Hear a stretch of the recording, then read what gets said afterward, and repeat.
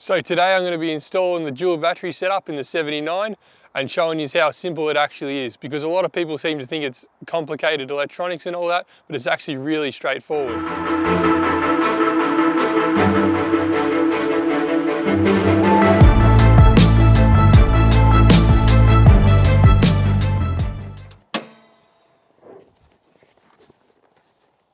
So I've gone with the Redarc, another Australian made product. I got the BC-DC 1225. It's got the solar input. It's perfect because I like to pull up a camp and have a solar panel always charging, keeping it charged, but you can obviously get it without it.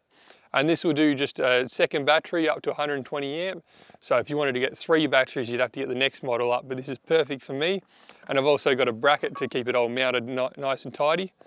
And so it's really simple. All you've got is the output from your main battery, input to your second battery, your negative, and then your solar charging is the yellow one.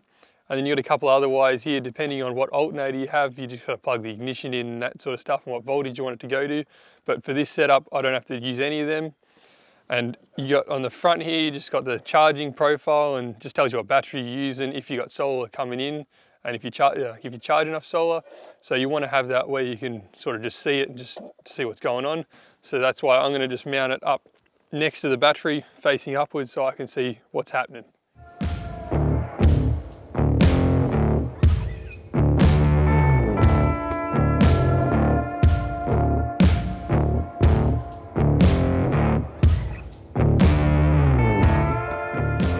The dual battery setup's all installed and working, so I'll be giving you a rundown on all that.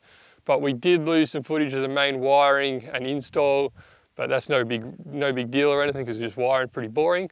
So let's get into it and I'll give you a rundown on how it works. Like I said earlier, I wanted to mount the Redarc charger just next to the main battery with that nice bracket I had, and it all turned out perfect, looks tidy. So how does it actually work and what do you need to do? Well, first off, you got to get power from your main starter battery. So usually people would go off your terminal here, but on the Land Cruiser you've got the power outlet, which I thought was a lot better idea, keeps it tidy, which has just a constant power outlet, which is fused, and also next to that you've got an ignition source, which is fused as well. So if you wanted to run something like a compressor that needs to turn on when it gets ignition from the car, that'll activate that. So I've just gone into that power outlet, that's constant power, and then I've run that straight to the Redarc battery charger, which, as you can see, I was talking about earlier on the front, you've got the different lights and stuff. So you got letter A, which means just 14.6 max volts, and you can change the max volts and whatever. And then on here, you got the vehicle, it says it's still charging off the main battery because the car was just on before. And you got your solar, which would be flashing, but I haven't got the solar panel plugged in. All right, which then from here, you got your output wires, and I've also run with the output wires, the solar wire. So that runs down into the chassis, and then runs onto the chassis, all nice and corrugated tubing, and comes up into here, into the main battery. And then the output wires, the positive and negative, just go straight into your terminals on this battery.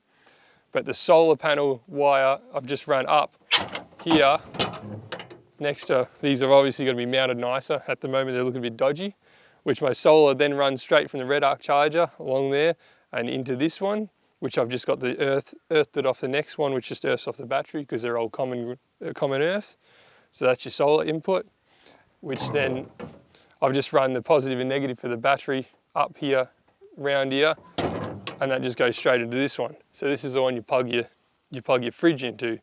So it's all just pretty simple, not that hard. And then yeah, here's my solar panel I've got. I've just went with the blanket because I didn't want a big mount. I didn't have anywhere to really mount a solar panel. So I just went with the blanket that I can roll out whenever I need. And that's pretty much just plugged straight in there, and that's all there is to it really.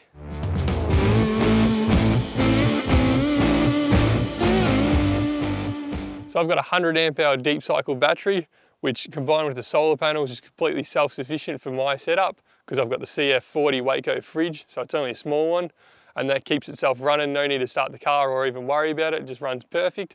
But if you were to have just say a bigger fridge, or you're charging other things or different accessories, you'd obviously need to calculate what sort of power you're putting out and whatever you need. So you'd obviously get a different battery or a bigger battery or twin batteries.